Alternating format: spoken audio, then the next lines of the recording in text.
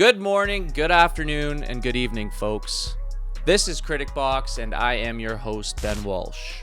Happy New Year, everyone. And now that we have worked off our hangovers and food comas, we are going to take on our first movie of 2023. And first up to bat, we have the horror flick M3GAN, directed by Gerard Johnstone and written by Akela Cooper, and more importantly, the legendary modern-day horror director, producer, and writer James Wan, who is literally on every noteworthy horror film today. If there is a horror film out there creating buzz, Mr. Wan is on it. The guy is sick, but in all the best ways. So, M3GAN is about a driven young female robotics engineer that works at a toy company played by Allison Williams from Get Out. Her sister and brother-in-law die in a car accident, and she is subsequently thrust into the caregiver guardian role of her young niece. She is clearly unequipped to handle the responsibility of being a parent, but lo and behold, our protagonist has been developing a groundbreaking, lifelike robotic doll at work that would change the game in toy-making business. The doll pairs with its user, the niece in this case, and does all the things that a normal parent would do, providing the young girl with everything, even emotional support. The young niece immediately finds a friend in this robotic doll and begins to find comfort and safety in her after the death of her parents. But, of course, being a horror movie, we soon find out that a few wires were clearly crossed when building this doll, and shit starts to get weird. So, without further ado, let's see what the top critics of YouTube have had to say about M3GAN. And starting us off, we are going to look at big hitter Jeremy Jahns. Let's see what he has to say. This movie actually has an incredible message to its core about human connection. The dangers of using technology as a parental crutch, the emotional developmental skills for a child to get lost in that execution, that's something that's far scarier than AI killing people that we may or may not have to deal with in the year 2050 something, because that's something that's very real now. It's not necessarily the fact that we have a killer doll. We've seen that before. It's more so of today's issues, if you will, of technological dependence. You know, you have this doll replacing the parent figure, and that is so relevant today. You know, we have folks getting busier and busier with their jobs. The demand for time is high, and you can really see something like a M3GAN doll being introduced to society. And where does that end? We really don't know. And I think that's the scary part. Where does technology take us in the next 5-10 years? It's that part, aside from the killer doll, which we've seen before. And I kind of disagree. I think after that 20-minute introduction that you see in horror films that can be quite, boring, there is a lot of killing. I think M3GAN is pretty, stays pretty violent throughout the movie. So let's keep it going. This movie actually does have, we'll say, some tonal conflict. You just want to line up everybody, the cast members, and be like, all right, raise your hand. Who here thinks they're in a comedy? Who here thinks they're in a serious horror film? Who here thinks they're in an emotional film about family and human connection? Yep, those are all different hands. And something like that doesn't have to feel like it's in 3 movies. It just did in this one. It just didn't feel like it flowed smoothly. Yeah, so Jeremy makes a great point, and I shared the same opinion. I'd say that the characters in this movie, especially in the start, they were B-movie kind of cheap types of characters. It was really dragged down by yawn-inducing dialogue. You had there were some eye-rolling characters. Specifically, you had the CEO of the toy company, the douchey CEO. And he was trying to provide comic relief. I think the writers tried to throw him in there, and it was just kind of eye-rolling stuff. you didn't really and I think that's big, especially in the start of a horror movie. If you have some characters that really bring the audience in, you're more invested in the horror movie and, you know, the subsequent actions of that disturbing entity that is brought about into these characters' lives. So I think there was some conflict between the types of characters and their roles that they played in this movie. I think a lot of it had to do with the writing, and it was just kind of cheaply done in a sense that it didn't all string well together. Okay, so now we are going to take a look at a bad review, and that comes from Chris Joyce of Movies and Munchies. Let's see what he has to say. Now, things ultimately go awry, as they typically do in stories involving artificial intelligence, where the machine becomes smarter than its creator, and then bad things can happen. Well, here, everything is telegraphed way in advance. There's no tension, anxiety, or even mild stress in impending situations. Chris is saying that it was very predictable movie, and I think I agree in a way that the storyline is very much creation versus maker, as he said. You know, robots taking over the world, something like Skynet from Terminator. But I think it's always interesting to see these storylines. And in this case with M3GAN, it's more of a micro view in toy products. So what you get in M3GAN is that overarching creation versus maker, robots taking over the world, but we get it at a household toy view, and I think that's where M3GAN is unique. Now, if you've seen the trailer, then you got to see that part of the movie where M3GAN does some dance moves and then runs at a person in a menacing way. Okay, so that was the exact scene from the movie.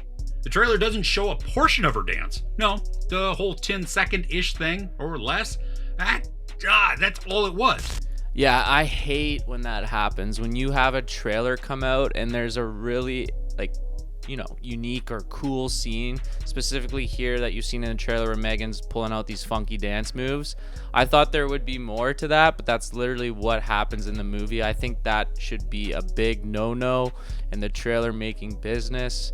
I know you're trying to grab the audience's attention, trying to get them to go see the movie, but you can't give it all away. I was really looking forward to see what actually happens that I didn't see in the trailer. So Chris is right there. That was disappointing. This is an hour and 42 minutes, and I really felt the time. A lot of that was due to the fact that everything was so predictable, and I was just waiting for the supposed conflict of a scene to conclude so the story could move on to the next obvious sequence. So Chris is going back to the predictability of this movie and just basically saying it's not worth your time.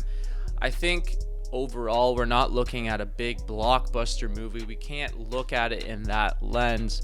A lot of horror movies, or majority of horror movies, are all fairly predictable in their outcome. I think the best of the best are the movies that, you get kind of sideswiped and you have no idea what's happening. Going into this movie, you can't be expecting something like that. Like we touched upon before, this is a January movie release. It didn't have the crazy budget, the crazy actors coming in.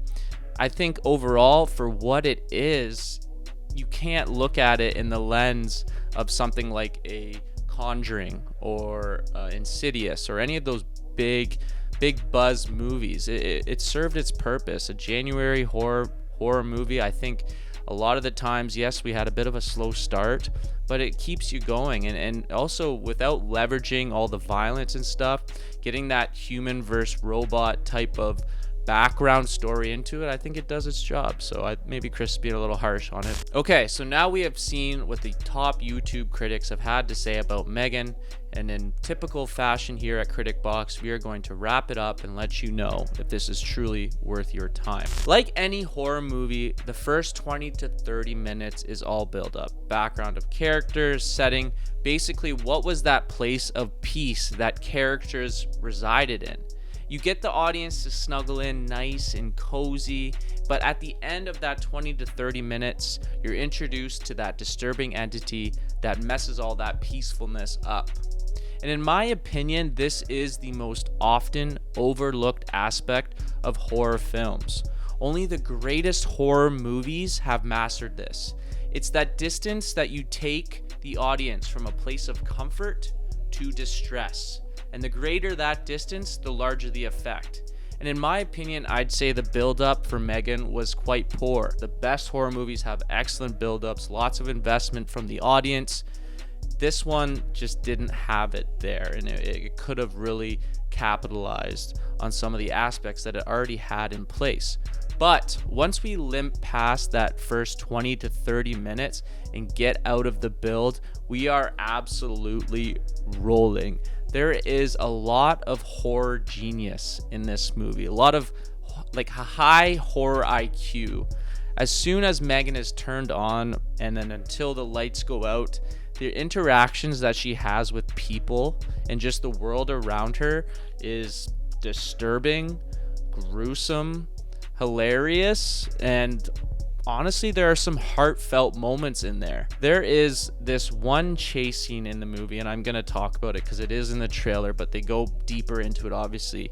And M3GAN is chasing down a bully, and it is so good. It's one of those great moments in a horror film where it's so disturbing that your natural inclination is just to laugh. You're laughing as this 10-year-old boy, this little shit who's getting what he deserves, is being hunted down by this lifelike robotic doll that is chasing after him on all fours like a freaking wildebeest, and he's screaming for his life. It was a great scene, and I think some of the critics missed just the quality of that. Like, how is that not entertaining? So overall, I think the big thing here is the emergence of AI in our world today. And in all honesty, folks, that's where we're headed. Society today is headed towards a world where we are relying heavily on technology, and it seems like AI is next up. You hear it all the time in the news with Elon Musk. He's saying we are getting dangerously close, and he warns dangerously close with our developments in AI. And there was even an episode on Jimmy Fallon where they had a robot come on and do rock, paper, scissors and freaking beat Jimmy Fallon. So I think we're getting there, and that's what makes horror movies truly scary, is can this happen in our lives today or in the near future? And I think it's valid to say that yes, something like a robotic child doll going crazy is very valid. And maybe I'm crazy, but I think it is. I think M3GAN really capitalizes on relevance or near future relevance. And I think movies like M3GAN, when they're really well done, and I think this movie was well done for the most part, they're a nice treat, especially in January when you're not getting any big hitter movies coming out. I think M3GAN was a nice surprise. Like Jeremy, I wasn't expecting much going into the movie, but I was entertained. Once we had a rough start, but once we got the ball rolling, it truly was an entertaining movie. So yes, go check this movie out. If you've already seen Avatar 2, there really isn't anything out there until mid-February, so go check it out. That's about it, folks. If you have any opinions about this movie, please comment. Our last video there, we got some great comments from folks, and we're just trying to build a community here and just highlight the fact that we are the most important people in the film industry, the audience. So let's get the conversation started about M3GAN. Other than that, take care, be kind, and have a nice day.